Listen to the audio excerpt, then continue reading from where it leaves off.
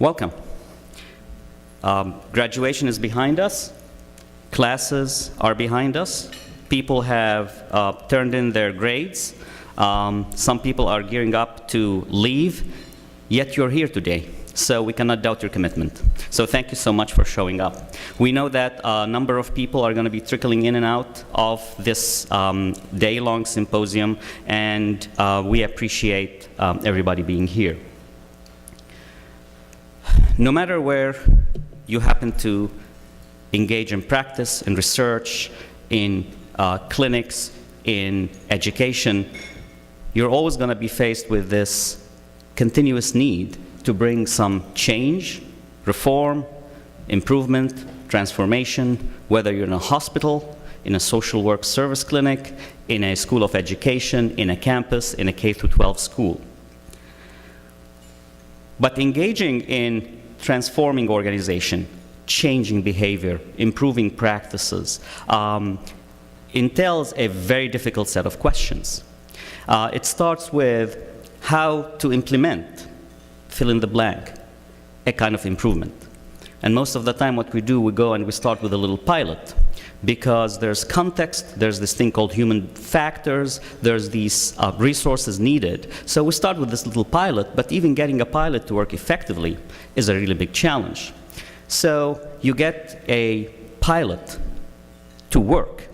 Then another question comes up, which is, how do you scale really successful pilots, which are usually resource-intensive, very expensive, from a localized context to a system-wide context, knowing that you're never going to have the resources that are commensurate to your pilot.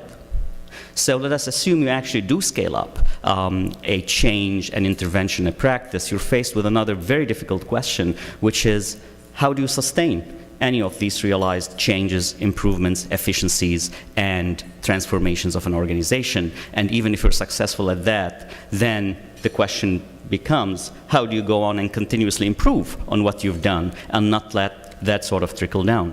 Turns out that these are very difficult questions to deal with, but at the same time, they're relevant to almost anybody sitting in this room, irrespective of your discipline, irrespective of your community of practice.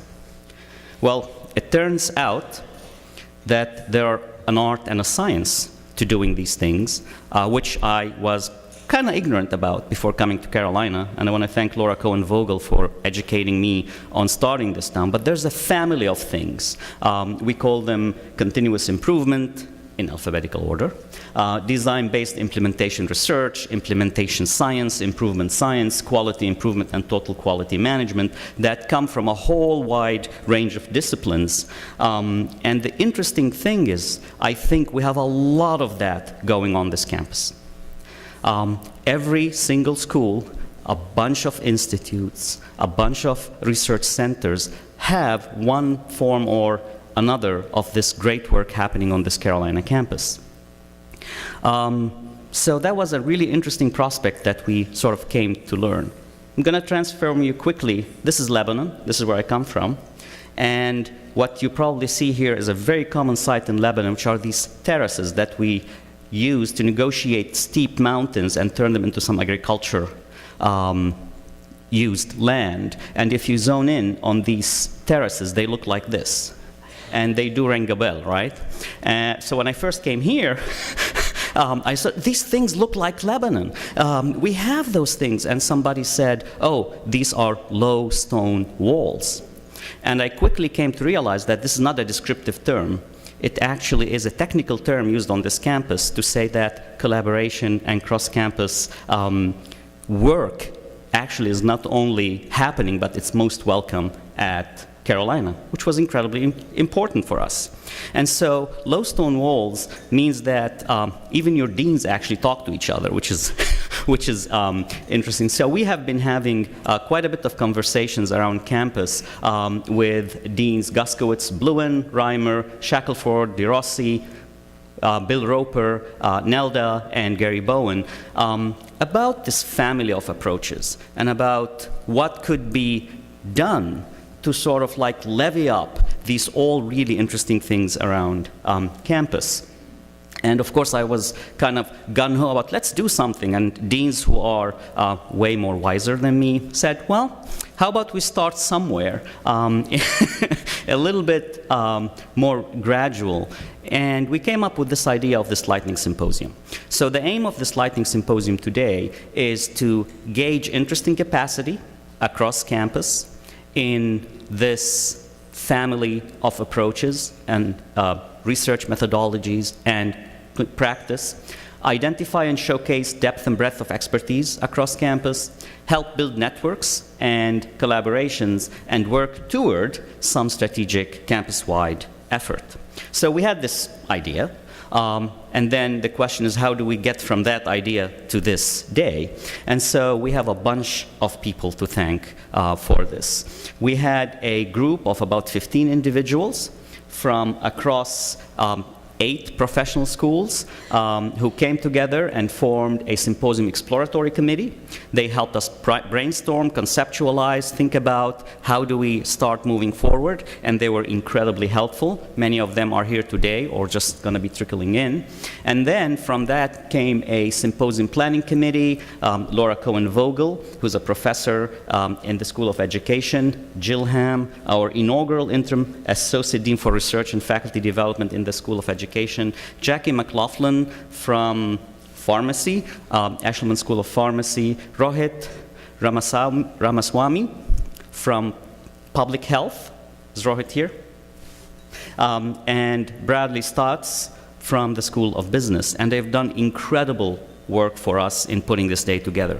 And of course, there's a symposium exploratory committee, a symposium planning committee, and what I like to call a symposium everything, and that would be Caroline Weaver standing there.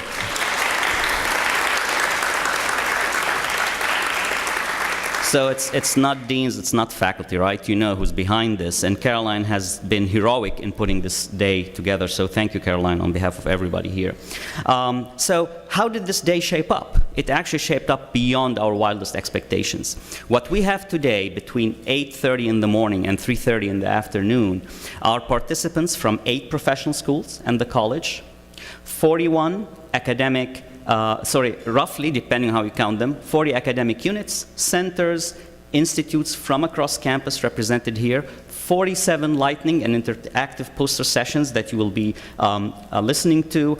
The presenters are 107 faculty, staff, and students, again across campus. And we think we have about 180 registered participants, but we know people keep trickling in. So we've sort of we're incredibly overwhelmed in a very positive way in the response to this sort of initiative. So today, this is what we have.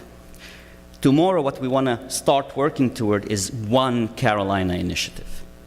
And what we were interested in is positioning Carolina as the national and global leader in this thing that we think of as improvement at scale.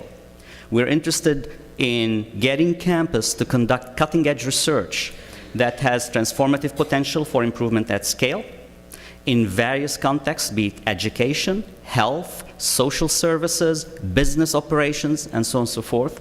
We're interested in designing, prototyping, testing, disseminating, scaling up, and commercializing the kinds of tools and modalities that will allow us to engage with improvement at scale.